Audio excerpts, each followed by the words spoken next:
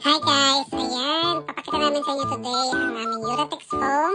Ayan, ilalagay na ni Kuya sa lalabog. Ayan, galing original Uratex po yan, mga kaibigan. Ayan, lalagay na ni Kuya. Thank you, Kuya. Ayan, nasa shop na namin. Pinisil-pisil pa. Naku, pinisil-pisil pa para talaga makita mo kung gano'ng kakapal.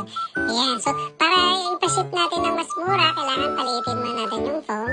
Ayan, so si Kuya, binalot-balot ng stretch film. Ayan, so ang galing ni Kuya magbalot. Ayan. So, kailangan kasi walang hangin, kaya binabalot niya mabuti. Ayan, galing ni Kuya magbalot. Balot-balot stretch film, sa katutok na stretch film. Ayan ang ginagamit niya. So, balot-balot. Ayan, ako, binacuum na. O, binacuum na, lumiit na yung foam. Nirolyo-rolyo na ni Kuya. Ayan, aliit-liit na. Sa katutok na packaging tape pa ang lalagay ni Kuya. Ayan, maliit na.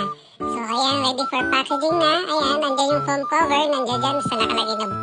Tapos, ayan, binalot ulit ng bubble wrap. Ayan na, bubble wrap. Pinayos na ni Kuya paikot. Kita nyo naman, ang liit-liit niya kumpara dun sa napakalaki kanina bago i-vacuum.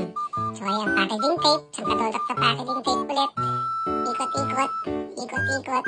Kabilang side. Ayan, ikot-ikot. Kailangan mabalot mabuti. Ayan.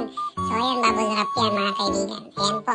Tapos, ayan na, nilagay na yung sticker at ayan na, na-receive na po nila. Ayan, ayan ang foam cover. Ikakabit na nila yung foam cover. Ayan, silang dalawa. Kailangan, para mas madali, dalawa sila. Ayan, up, nilagay. Nilagay muna nila yung bungad. Ayan, tapos binaligtad. Pababa. Ayan, paakyat. Ayan, sinara na yung zipper. Ayan na, yay! Ready na yung